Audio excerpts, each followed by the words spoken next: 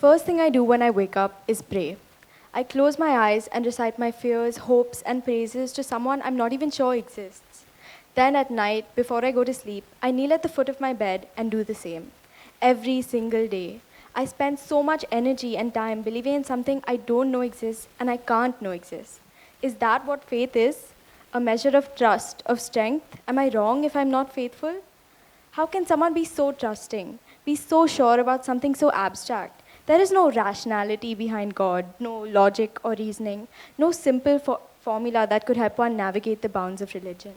This delicate dance of science and faith, the head against the heart, it somehow strengthens the arguments against God, because what can't be proved must not be believed, right? This festering hesitation and doubt tear away the threads of conviction, leading us away from God, when in fact true faith is the acceptance that there will be some things the heart can understand, but the head won't be able to explain. That on some level, you know something is true, but you can't prove it to the warring voices in your head, and you don't have to prove it to the voices in your head. The priest who devotes every drop of his being to devotion, the monk who sits in silence for years with no company in the world, do they not contemplate? When they spend their whole lives serving their higher power, do they not question his existence or his intentions? Is the God they pray to partial, cherry picking amongst his greatest followers, those who pray for that extra minute, hour, or year? There's a sort of freedom in knowledge, a familiar comfort in just knowing. You can't have faith in something you know, something definite and proven. Faith is more elusive. It's an intangible. It's not found, it's followed. It's not earned, it's learned.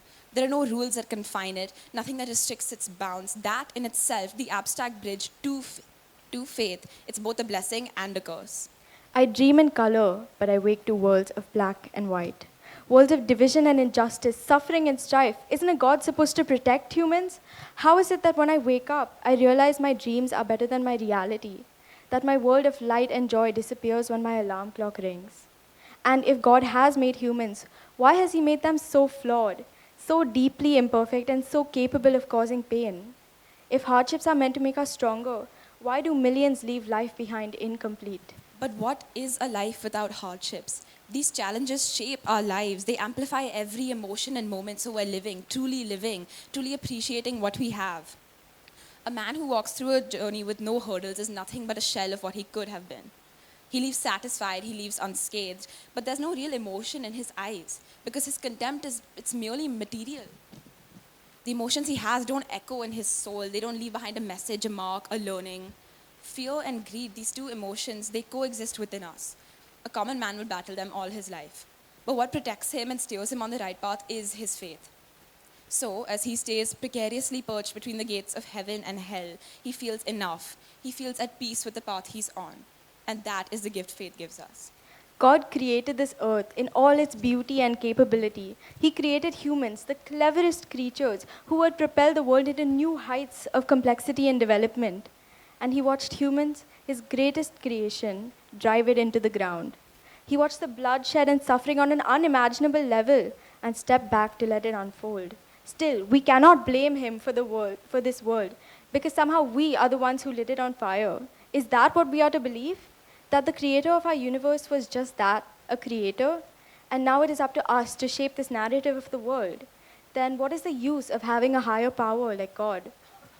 God is a presence in which to seek solace, not answers. He provides a constant support that's quiet and unspoken, but free for those who choose to accept it. This is the blessing of faith. It allows us to separate ourselves from our struggles, offload part of our burden onto this God, and traverse through life knowing we aren't isolated. I suppose there is comfort in knowing you have someone looking over you. Yes, we do have family and friends that love and support us still, believing in a higher power, someone of omnipotent power, knowing of the very intricacies of life and the future that awaits. That is what truly gives me strength. It gives me comfort. Thank you.